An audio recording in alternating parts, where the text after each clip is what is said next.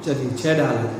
तीन भुवन में सारे बीते रागे विज्ञानी का, सेव स्वरूप सेवकार उनके योग समाएंगे। बोलिए श्री गुरु महाराज की। देखिए, तो जैसा कि कल अपन ने इस विषय में चर्चा की थी, फिर भी आज अपन संक्षिप्त थोड़ा सा कर लेते हैं कि ये छेडाला जी ग्रंथ किसके द्वारा लिखा गया है?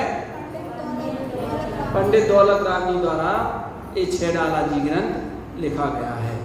जिनके द्वारा ये छेडाला जी ग्रंथ लिखा गया है, पंडित दौलत राम जी के द्वारा, उनका जन्म 1850 या 1855 के लगभग हुआ था, है ना।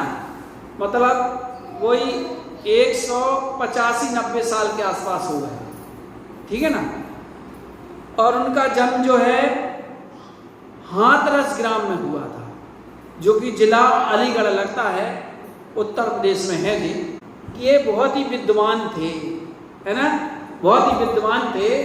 इतने विद्वान थे कि यानी क्षोभ उनका इतना अच्छा था कि काम करते करते एक दिन में सिद्धांत ग्रंथों की 60 से 70 गाथाएं याद कर लिया करते थे, कंठस्थ कर लिया करते थे, है ना। तो कब करते थे? काम करते करते। और फिर खाली समय हो तो, है ना, उनकी बुद्धि का अपन अनुमान लगा सकते कि कितनी तीव्र बुद्धि उनकी। ऐसे उन ज्ञानी पंडित के द्वारा ये छेडाला जी ग्रंथ लिखा गया है। और ये कितना प्रचलित है, यानी कि आप ये समझ लो कि समाज का हर वर्ग बड़े चाव से इस ग्रंथ को पढ़ता है ना, क्योंकि इसमें थोड़ा मिठास भी है, इसमें सिद्धांत भी है। सिद्धांत क्या?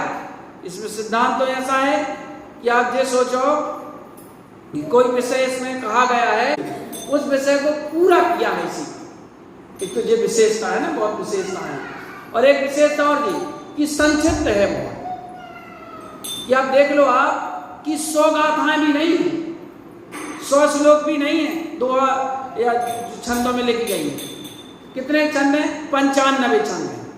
और अगर और उसमें थोड़ा अपन वो करें तो 93 है, वैसे, है ना, 95 छंद है। क्योंकि 17, 15, 17 पर नहीं है ना, 17, 15, 17, फिर 15, 15, 16, है ना। 17, 15, 17, 17 पहली डाल में, फिर 15 दूसरी में, फिर 17 तीसरी में, चौथी में 15, पांचवी में 15 और छठवीं में 16, है ना। ऐसे 95 कुल श्लोक हैं। इतना संक्षिप्त है। आज से करीबन 190 साल पहले लिखा गया ये छेडाला जी ग्रंथ, है ना। तो इसमें इतने छंद हैं। और अब देखो इनकी एक विशेषता और कि ज्ञानी के साथ साथ ये बड़े ही जो है साधक पुरुष भी थे, क्योंकि इन्हें अपनी मृत्यु का आभास हो गया था। इसलिए उन्होंने गोमट सार कर्मकांड जो है ना ग्रंथ, उसकी टीका कर रहे थे ये, तो 6 दिन पहले ही उन्होंने पूर्ण कर ली थी।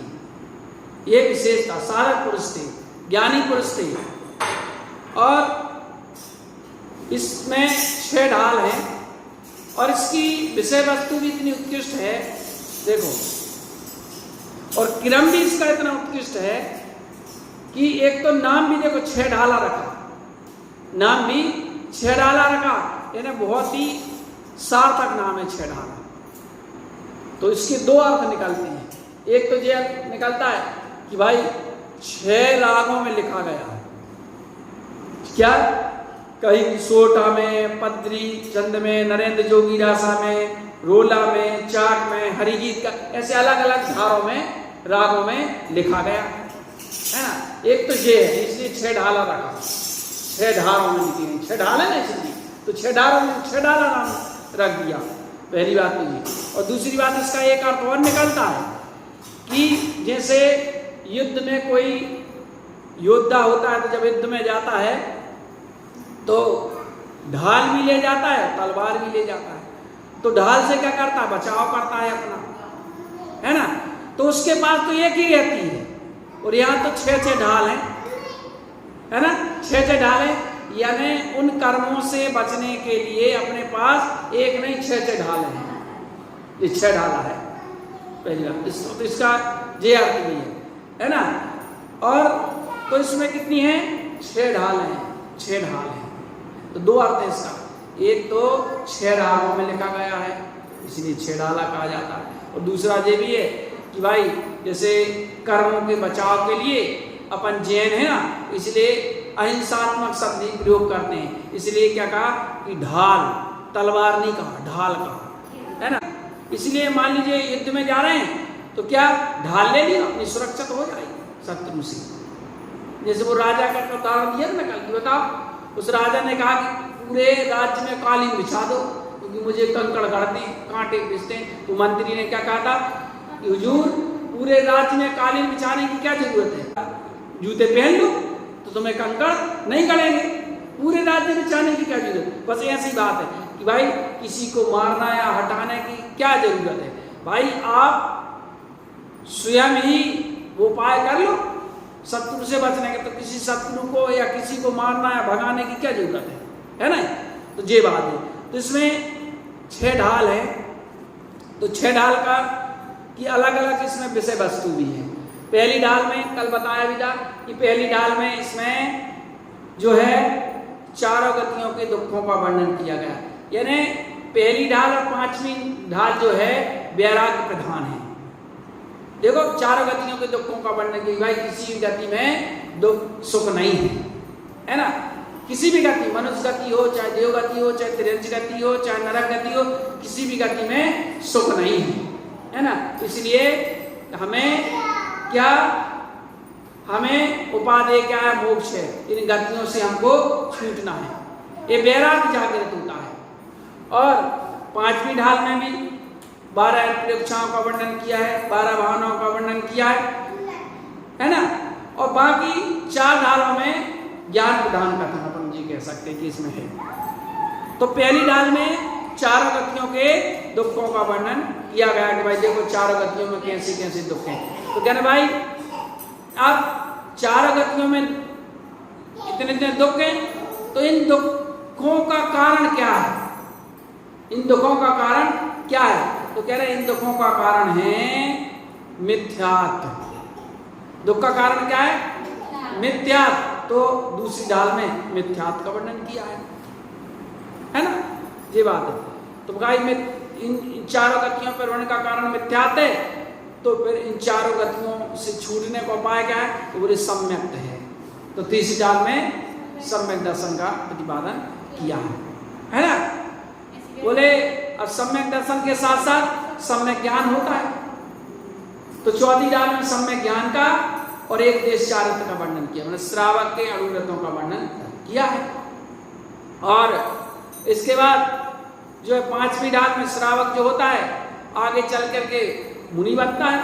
तो पहले क्या मुनि जो होते हैं वे 12 भावनाओं का चिंतन करते हैं, 12 अंतरिक्षाओं का चिंतन करते हैं। तो 5वीं ढाल में 12 अंतरिक्षाओं का चिंतन बता किया है। और इसके बाद 6वीं ढाल में महाव्रतों का वर्णन किया, सकल चारित्र का वर्णन किया है ना, संयमाचरण चारित्र और यथाकाथ चारित्र, इसका वर्णन किया है, मुनियों का वर्णन किया है ना, ये बात है। इस प्रकार इस 6 ढाल में 6 ढाल की ये विषय वस्तु है, ठीक है ना। आप और इसमें पहली ढाल अपन शुरू करें तो देखो एक चीज और आपको बता दें कि जो ये 6 ढाला है इसकी ये विशेषता है कि जैसा अभी हमने कहा कि इसका एक एक छंद ऐसा लगता है जैसे तत्वार सूत्र ना, तत्वार सूत्र देखो जैसे सूत्रात्मक रूप से ऐसा लगता है कि जैसे 6 ढाला भी सूत्रात्मक रूप से लिखा गया, क्योंकि इसके एक एक छंद में सार नहीं, एक एक शब्द में सार है। इतनी विशेषता, एक एक शब्द में सार इसमें भरा पड़ा है, बहुत ही महत्वपूर्ण है। और देखो जैसे तत्वार सूत का मंगलाचरण है, तत्वार सूत के मंगलाचरण इतना उत्कृष्ट मंगलाचरण लिखा कि जो है उस मंगलाचरण में ही कितने कितने ग्रंथों की टीका हो गई, कितने कितने ग्रंथ बन गए, है ना, ये बात है। ऐसे ही इसका मंगलाचरण भी बहुत उत्कृष्ट है, क्योंकि जब जैन दर्शन की शुरुआत वीतरागता से होती है, विरक्तता से होती है। जैन दर्शन की कह लो, धर्म की शुरुआत विरक्तता से होती है, वीतरागता से होती है। विरक्तता है, वीतरागता है तो धर्म की शुरुआत है। देखो उस इस मंगलाचरण में भी वीतरागता से ही इस ग्रंथ की शुरुआत करी, इसलिए भी बहुत महत्वपूर्ण हो जाता है, क्योंकि मंगलाचरण बहुत महत्वपूर्ण होता है किसी भी ग्रंथ का, है ना। तो यहाँ पर मंगलाचरण के बारे में अपन थोड़ा कल अपन ने समझा भी था, है ना। जो इसमें क्या कहा कि 3 भुवन में सार, भाई 3 भुवन मतलब 3 लोक। देखो और कितना व्यापक दृष्टि से लिया है मंगलाचरण में। कहाँ से लिया? तीनों लोगों को ले लिया, मतलब 3 ही लोग हैं। कितनी व्यापकता है। ऐसा नहीं लिया कि भाई इस लोक या इस मनुष्य गति या ये नरक गति या देवगति, नहीं, क्या ले लिया? तीनों लोगों को ले लिया, है ना।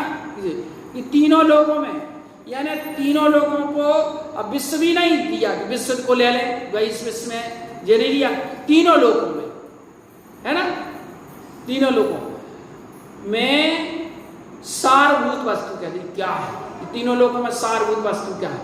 कि दुनिया की बात तो छोड़ो, अपने यहाँ वहां जाते हैं ना, भाई यहाँ थोड़ा आनंद है, वहाँ आनंद है, यहाँ घूम लें, वहाँ घूम लें, चलो थोड़ा आनंद भी लेना चाहिए। तो बोले भैया तीनों लोगों में कहीं भी कोई सार नहीं है। क्या? तीनों लोगों में कहीं भी कोई सार वस्तु नहीं है। सार क्या है? तो कह रहे सार वीतरागता है ना। सार क्या है? तो 3 भुवन में सार क्या है? तो कह रहे वीतराग विज्ञानता, ये सार है। राग देश का अभाव, है ना। वीतरागता मतलब राग देश का अभाव ना। जहां राग देश का अभाव है ना, ऐसा ज्ञान, क्या कह रहे, ऐसा ज्ञान उत्कृष्ट है ना। जहां वीतरागता, राग देश का अभाव है, ऐसा ज्ञान सारभूत है। ऐसी ज्ञान की प्राप्ति मुझे करना है। 3 भुवन में सार, वीतराग विज्ञानता। वीतराग किसे कहते हैं? बताओ, कल बता दो। वीतराग किसे कहते हैं? कौन बताएगा? वीतराग है जिनका राग बीत गया, है ना, वो वीतराग। अर्थात वीतराग की परिभाषा जो 18 दोषों से रहते हैं।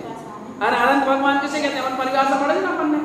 अनंत भगवान किसे? जिन्होंने 4 घातिया कर्मों को छह करके केवल ज्ञान प्रकट कर लिया है, जो 18 दोषों से रहित।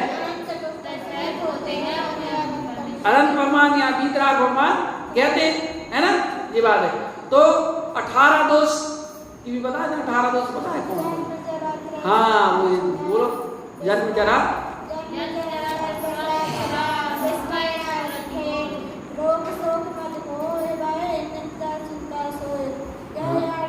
राग देश अनुमरण जुत ए 18 दोष नाई होत जीव के वीतराग सो होए, जे कहा, है ना। भाई जे 18 दोष जिसमें नहीं होते वो वीतराग है। जन्म नहीं होता, मरण नहीं होता, है ना, भूख नहीं लगती, प्यास नहीं लगती, आर्त ध्यान को नहीं होता, खेद नहीं होता, रोग नहीं होता, शोक नहीं होता, मन नहीं होता। ऐसे 18 दोषों से रहते हैं वीतराग भगवान, है ना। तो भाई ये क्या कह रहे हैं कि वीतरागता ही तीनों लोकों में सारभूत वस्तु है। क्या? तीनों लोगों में सारभूत वस्तु क्या है? वीतरागता ही है ना। ये कह दिया। तो कितना उत्कृष्ट मंगलाचरण है, थोड़ी समझना, यहाँ ध्यान दो थोड़ा सा, है ना, यहाँ ध्यान दो। ये बहुत उत्कृष्ट चीज है। इसको रुचि पूर्वक अगर अपन पढ़ेंगे, समझेंगे ना, तो बहुत ही महत्वपूर्ण चीज है ना। दिया तीन भुवन में सार वीतराग विज्ञान है, मतलब राग देश रहित केवल ज्ञान है, तीनों लोकों में उत्कृष्ट। और ऐसा केवल ज्ञान का धारी मैं हूं, ये स्मरण हमारे में आ जाए। स्मरण में ये आ जाना चाहिए कि ऐसा केवल ज्ञान का धारी, ये केवल ज्ञान कहीं से प्राप्त नहीं करना है। क्या ये कहीं से प्राप्त नहीं करना, ये मैं खुद केवल ज्ञान का धारी हूं। और वो केवल ज्ञान प्रकट कब होगा, जब मैं राग देश से रहित हो जाऊंगा, तब वो प्रकट होगा, है ना, तब वो केवल ज्ञान प्रकट होगा। क्योंकि बाहर से कुछ प्राप्त करने की चीज नहीं है, मेरी आत्मा ही केवल ज्ञान स्वभाव है।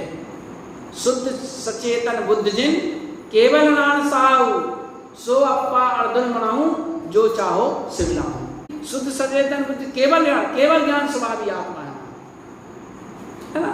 तो वीतराग विज्ञानता, ऐसी वीतराग विज्ञानता को मुझे भी प्राप्त करना है। क्यों करना है, देखो यहाँ कभी शिव स्वरूप, क्योंकि ये शिव स्वरूप है। शिव स्वरूप का मतलब होता है आनंद स्वरूप है। क्या आनंद स्वरूप है, कैसी है, आनंद स्वरूप है। आनंद चाहिए ना अपन को, आनंद सुख चाहिए कि नहीं, सुख चाहिए, सुख चाहिए। प्रत्येक आत्मा को सुख चाहिए। अभी तत्वार सुख में अपन ने बात की थी ना, है ना, कि भाई क्या चाहिए, प्रत्येक जीव सुख चाहता है। दुनिया का कोई भी जीव जो है वो दुख नहीं चाहता, वो सुख जेत भुवन में जीवनन सुख चाहे दुखते मन, है ना, वो आया आगे आएगा। अच्छा सुख चाहता है, तो कह रहे क्या है, वीतरागता कैसी है, आनंद स्वरूप है, शिवकार। इसका देखो शिव स्वरूप है ना, कैसी है, शिव स्वरूप है, आनंद स्वरूप है ना। और शिवकार उस आनंद को देने वाली है, शिवकार उस आनंद को देने वाली है। इसे नमः त्रियोग समारिके, इसे ऐसी वीतरागता को मैं कैसे नमस्कार कर रहा हूं, मन से, वचन से, काय से, तीनों योगों को समार करके मैं वीतरागता को मैं नमस्कार कर रहा हूं। नमः त्रियोग समार के, है ना। योग कितने प्रकार के हैं, कौन कौन से, ये तीन योग है ना। नमः त्रियोग समार के, तो ये मंगलाचरण का व्यवहार कितना सरल है, कठिन है क्या, कोई बता सकता है, बताओ। तीन भुवन में सार, इसका क्या मतलब हुआ, सार। वीतराग विज्ञान का क्या है, राग देश से रहित केवल ज्ञान, वीतराग विज्ञान का है ना, राग देश से रहित केवल ज्ञान, ठीक है ना। और शिव स्वरूप स्वीकार, आनंद स्वरूप है और उस आनंद को देने वाली है। क्या है, आप मोक्ष की भी कह सकते हैं, मोक्ष स्वरूप है और मोक्ष को कराने वाला, देने वाला, है ना। तो नमः त्रियोग समार की क्या, ऐसी वीतरागता को मैं तीनों योगों से समार के, क्या कहते हैं, मन वचन काय को संभार करके, है ना, एकता पूर्वक, है ना, जो मैं मन से कह रहा हूं, है ना, जो मन से सोच रहा हूं वही वचन से कह रहा हूं, वही क्रिया से कर रहा हूं, है ना। इस प्रकार समार के मैं नमस्कार कर रहा हूं। जी मारने का अर्थ जी होता है, ठीक है ना। ये मंगलाचरण। अब इसके बाद यहाँ पर पहला छंद है, देखो पहला छंद पढ़ो, पहला छंद।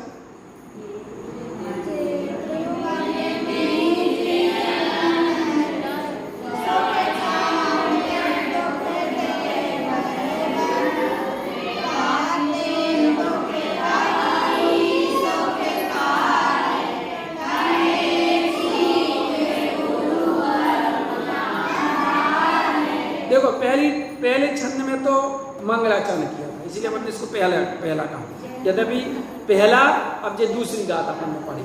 देखो इसमें पहली बात क्या कर दी कि जे त्रिभुवन में, इन तीनों लोकों में, अब देखो अभी तीनों लोकों की बात की थी मंगलाचरण में कि तीनों लोकों में सार जे है। अब ये कह दिया कि जे त्रिभुवन में जीवनन, इन तीनों लोकों में अनंत जीव हैं। कितने हैं, बोले तीनों लोगों में अनंत जीव कैसे हो जाएंगे? ये भी एक प्रश्न आ गया ना कि अनंत जीव कैसे हो जाएंगे, क्योंकि तीनों लोगों में अनंत जीव। देखो अगर अपन नारकियों की बात करें तो वो असंख्यात है। क्या? नारकी असंख्यात है। देवों की बात करें तो वो भी असंख्यात है। मनुष्यों की बात करें तो वो भी लघु असंख्यात है। क्या? लघु असंख्यात है। और त्रियंचों की बात करें तो वो भी असंख्यात ही है ना। त्रियंचों की बात करें तो वो भी असंख्यात ही है। अब उसमें देखो, उसमें एक बताएं तुमको कि फिर अनंत के, और इन सबको जोड़ भी दो तो अनंत नहीं हो। अनंत का फिगर बहुत बड़ा है। इन सबको जोड़ दोगे तो सब असंख्यात ही हो। क्या? नरक गति के जीव जोड़ दो, देवगति के जीव जोड़ दो, त्रियंच गति के जीव जोड़ दो, और कौन रहेगा? नरक गति, देवगति, मनुष्य गति और त्रियंच गति के जीवों को जोड़ दो। उसमें केवल, अब देखो अब यहाँ अनंत कैसे हो जाते वो बता रहे हैं कि एक इंद्रिय जीव जो है तो एक इंद्रिय जीव के 5 भेद है ना। पृथ्वी कायक, जल कायक, अग्नि कायक, वायु कायक और वनस्पति कायक। ठीक है ना। तो उसमें पृथ्वी कायक असंख्यात है। पृथ्वी कायक, जल कायक, अग्नि कायक, वायु कायक है ना। अब उसमें जो वनस्पति का है, उस वनस्पति के बस केवल 2 भेद हैं, वो बाकी के नहीं है। उस वनस्पति का के 2 भेद हैं। वनस्पति के 10 लाख भेद हैं, है ना। तो उस वनस्पति के 2 भेद हैं, साधारण और प्रत्येक। कितने भेद हैं? साधारण और प्रत्येक, है ना। तो जो प्रत्येक वनस्पति है वो भी असंख्यात है। क्या? वो असंख्यात है। प्रत्येक वनस्पति असंख्यात है। और साधारण वनस्पति जो है वो अनंत है। साधारण वनस्पति मतलब जैसे पत्ते वाली सब्जी आदि, आलू है, प्याज है ना, लहसुन है, पत्ते वाली जितनी भी सब्जियां हैं, उसकी धनिया की एक पत्ती में असंख्यात नहीं अनंत जीव है। क्या? आलू में असंख्यात नहीं अनंत जीव है। यानी नारकियों को जोड़ दो, देवों को जोड़ दो, त्रियंचों में भी वनस्पति का को छोड़ के जोड़ दो तो असंख्यात होंगे, अनंत नहीं होंगे। और उस एक धनिया की पत्ती में, एक आलू के छोटे से छोटे टुकड़े में कितने अनंत जीव हैं। और अपनी जीव की लोलुपता के कारण बताओ, क्योंकि अपने लिए भाई ऐसी चीज में, अब देखो उसमें वनस्पति का भी भेद कहा कि जिस साधारण प्रत्येक का, कि जिस साधारण है कि जिस वनस्पति के शरीर का एक जीव मालिक है उसे कहते हैं प्रत्येक वनस्पति। और जिस वनस्पति के शरीर का एक जीव मालिक ना होकर के अनंत जीव मालिक हैं उसे साधारण वनस्पति कहते हैं, है ना। इसलिए हम लोग पत्ते वाली सब्जी नहीं लेते, त्याग है, पत्ते वाली सब्जी कोई नहीं खाते, है ना। वो औषधि के रूप में भले कुछ ले लें, एक अलग बात होती है ना, औषधि के रूप में, बाकी नहीं लेते, है ना। ये बात है, क्योंकि उसमें भाई अपनी जीव की लोलुपता के कारण अपन को वो खाने में आनंद आ रहा है और उनके प्राण। स्वाद कहाँ होता है? जीव के अग्रभाग में ही स्वाद होता है। जीव यहाँ अग्र होती ना, जीव के अग्रभाग, वहां केवल स्वाद होता है। इसके बाद तो अंदर और फिर स्वाद नहीं होता। कहते हैं घाटी उतनी माटी, फिर तो स्वाद गया, चला जाता। तो उतने स्वाद के लिए बताओ अपन इन सारी चीजों का ध्यान देना। ओके, कितनी अवक्ष वस्तुओं का सेवन कर, कहीं दही बड़ा खाते हैं तो कहीं बाजार की वस्तुओं का सेवन कर, ये विचारणी बात है कहने का मतलब, है ना। यहाँ पर जो कहा जे त्रिभुवन में जीव, इसलिए अनंत जीव कह दिया। जीवों का परिचय बता दी ना भाई, क्योंकि जब तक अपन जीवों को नहीं जानेंगे तो उनकी रक्षा कैसे कर पाएंगे, है ना। इसी जीवों को जानना जरूरी है।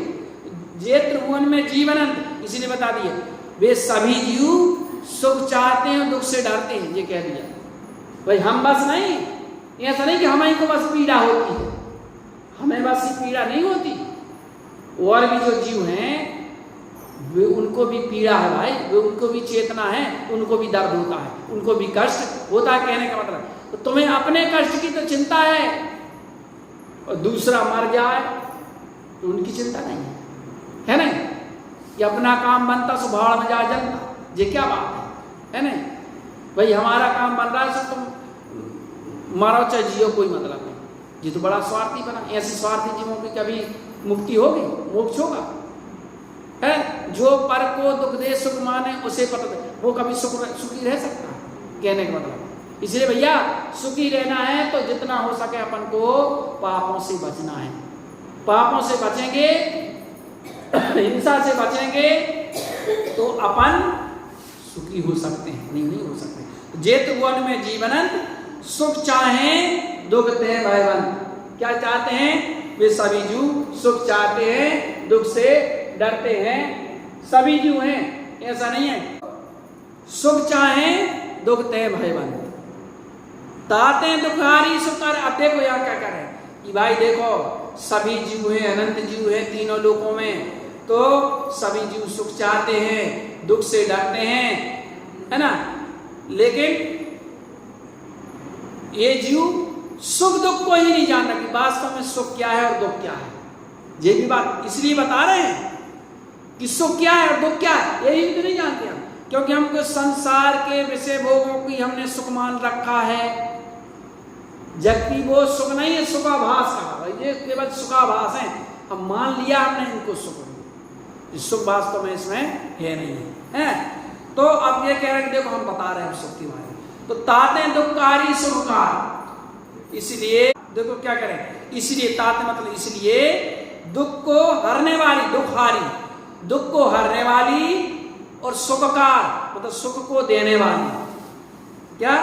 दुख को हरने वाली और सुख को देने वाली, है ना? कहें सी गुरु कर्णधार। ये सीख मतलब ये शिक्षा उन सदगुरुओं ने करुणा करके, दया करके हमें दी है। क्या? करुणा करके दी है, दया करके दी। देखो भाई संसार के जीवों के दुखों को देख करके कि कैसा विषयों के सुखों दुखों में जो दुख रूप है उसको सुख मान रखा है, और कैसे तरह तरह की कष्टों को भोग रहा है, चारों गतियों में बन रहा है, 4 गति 84 लाख योनि में जीव परिभ्रमण कर रहा है। ये मौका मिला है, ये अवसर मिला है ना? ये अवसर मिला है तो भैया इस अवसर को छोड़ मत देना। दाव लगा लो, मौका है, चूक गए तो धोखा है ना? है ना? तो कहे श्री गुरु करुणादार है। कैसी? ऐसी शिक्षा को श्री गुरु महाराज ने, परम गुरु ने और गुरुओं ने, आचार्य भगवंतों ने, है ना, मुनियों ने करुणा करके कही है, दया करके बताई है ना? तो अब भाई जी बताइए, अब आगे बताइए, दया करके बताइए। ये सुख को प्राप्त करने वाली, दुख को हरने वाली और सुख को प्राप्त करने वाली शिक्षा दी है। ये दुख को हरने वाली और सुख को देने वाली शिक्षा है, इसको अब ध्यान से सुनना। इसलिए देखो यहाँ कितना उत्कृष्ट अमली गाथा में ये कह दिया शब्द, ताई सुनो भाई मन थरियान। इसलिए देखो शिक्षा दी है, इसलिए क्या करना? ताई सुनो भाभी मन थरियान। क्या ना? स्थिर मन से इस शिक्षा को सुनना। ताई सुनो भाई मन थरियान, अपने मन को स्थिर करके सुनना। मन से सुनना कहने का मतलब क्या कह दिया?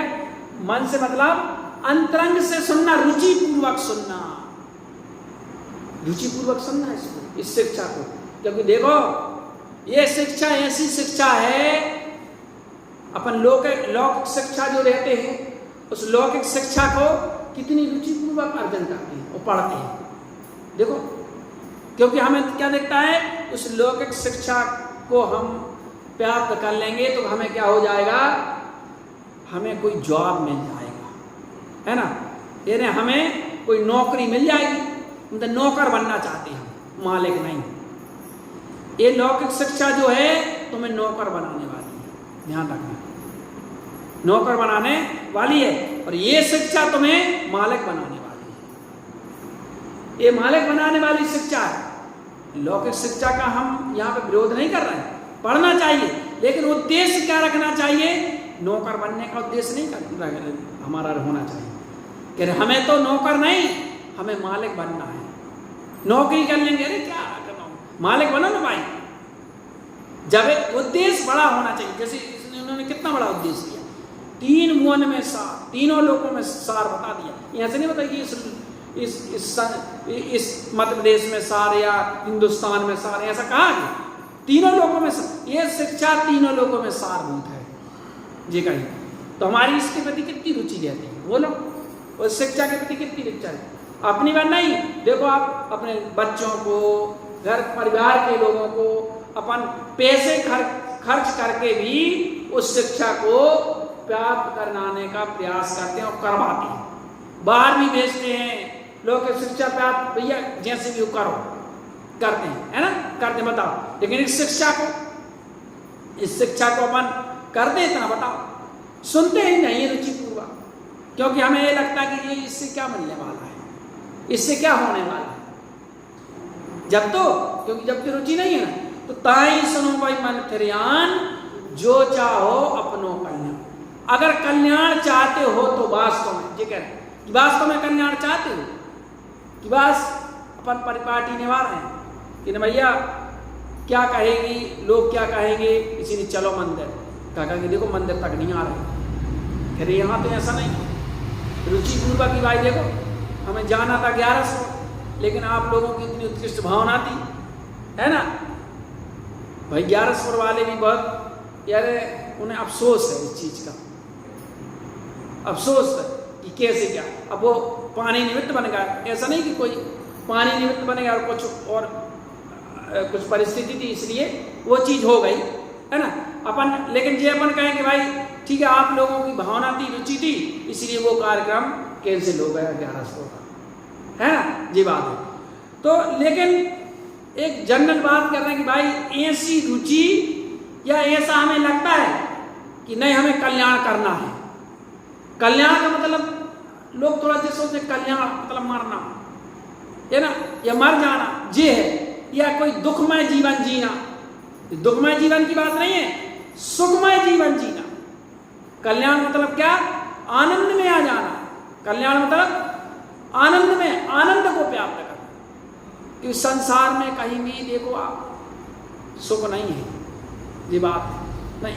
देखो आप पढ़ते बैराग पाना, कोई पुत्र बिना मत रोवे, कोई मरे तब रोवे, पुण्योदय जिनके तिनके भी ना ही सदा सुख साता, है ना। और भी अपन देखो पढ़ते, है ना। तो बताओ, तो आचार्यों ने लिखी ना वो चीज, तो नहीं है साता, साता इसमें है। ताई सरो में भावी मंत्रियान, जो चाहो अपना। अगर कल्याण वास्तव में चाहते हो तो इस शिक्षा को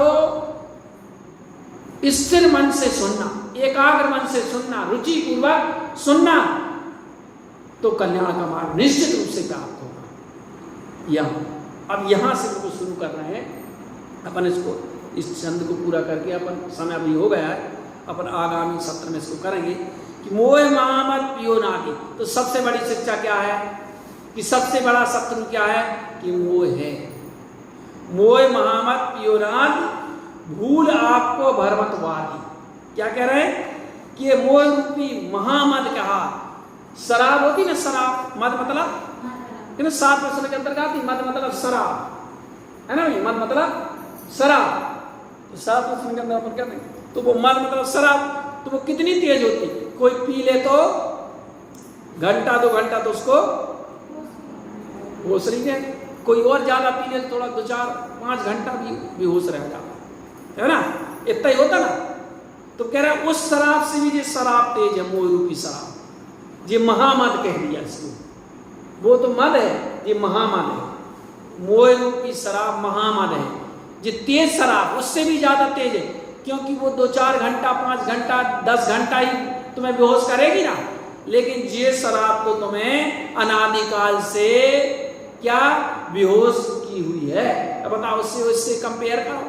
उस शराब से भी खतरनाक शराब ये है ना, कि मोह महामद पियो अनादि काल से ये जीव ने मोह रूपी महामद को, तेज शराब को इसने पी रखा है, पिया है। इस मोह के कारण ही इसने दुख को सुख मान लिया और सुख को दुख मान लिया। ऐसे होता ना कि कोई शराब पी लेता तो अच्छी चीज को बुरा कहेगा, बुरे को भी अच्छी कहेगा, कुछ होश है ये बात नहीं रहता, और भूल आपको भरमत पा दी, और अपने आप को भूला हुआ है और भरमत संसार में परिभ्रमण कर रहा है, घूम रहा है।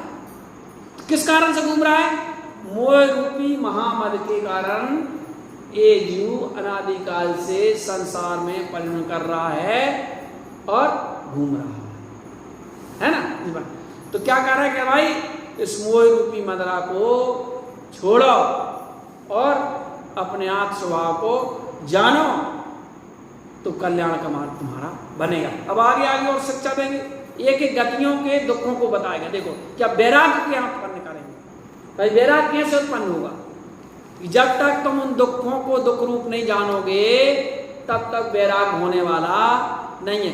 कि तुम्हें चिंतन स्वयं करना है, वो तो बता दिया आचार्य। देखो आप अब इसमें पूरा जो है तिरंज गति के दुख बताएंगे, क्योंकि सबसे बड़ी तिरंज गति, तो पहले तिरंज गति से शुरू करेंगे, नरक गति के, फिर देव गति के, मनुष्य गति के, फिर देव गति के, ये दुख बताएंगे, है ना। देख लो कि ये वास्तविकता है कि नहीं है वास्तविक दुख है कि नहीं है, ये विचार कर लो पहले। और अगर तुम्हें निर्णय हो जाए तो फिर ये स्वीकार कर लो कि भाई हाँ ये दुख रूप है, तो फिर इससे विरक्तता, इससे मोह छोड़ो, तो कल्याण का मार्ग तुम्हारा बन जाएगा। ऐसा अपन ने आज अपन 3 गाथाओं को समझा है ना। आगे अपन और क्रम से कम चले लेकिन अपन को समझ में आए, है ना। अब ये 3 गाथाएं जो अपन ने की है ना, 3 श्लोक जो अपन ने किए हैं, 2 हक अपन ने किए हैं, है ना, इसका थोड़ा सा अपन भी किताब में देखा करें और इसको भी आप थोड़ा पूछेंगे, रिवीजन कराएंगे। थोड़ा अपन को दिमाग में तो आना चाहिए वो चीज़, क्योंकि जब तक पढ़ेंगे नहीं। देखो ये जिनवाणी का श्रवण स्वाध्याय सम्यक ज्ञान की प्राप्ति में कारण बनता है, ऐसा भगवती आराधना में कहा गया। सूत्र स्कंद को पढ़ना सम्यक ज्ञान का कारण है ना, ये बात है। तो ये सम्यक ज्ञान का कारण है जिनवाणी का स्वाध्याय, इसलिए थोड़ा अपन को रुचिपूर्वक ध्यान से सुनना है और पढ़ना है, क्योंकि श्लोक बहुत सरल हैं। अगर थोड़ा एकाग्र मन से अगर अपन देखेंगे, इसलिए सबको पुस्तक जरूर लेना है। आराधना में 6 डाला निकाल करके जरूर देखना है। वो तो क्या होता है इससे, अरे देखने से बहुत कुछ होता है। लेकर सारोट अपनी की सारी है, तो सारोट रख लो, उसमें आराधना ले लो और खोल करके देखो, है ना। तो थोड़ा ज़्यादा सामने ग्रंथ रहता है, गाथाएं रहती हैं, तो थोड़ा अपना उपयोग अधिक लगता है, ठीक है ना। इन सारी चीज़ों का अपन ध्यान रखते हुए और अपन यहाँ स्वाध्याय करेंगे तो निश्चित रूप से अपना मार्ग बनेगा। इसी भावना के साथ बोलिए सभी गुरु महाराज की।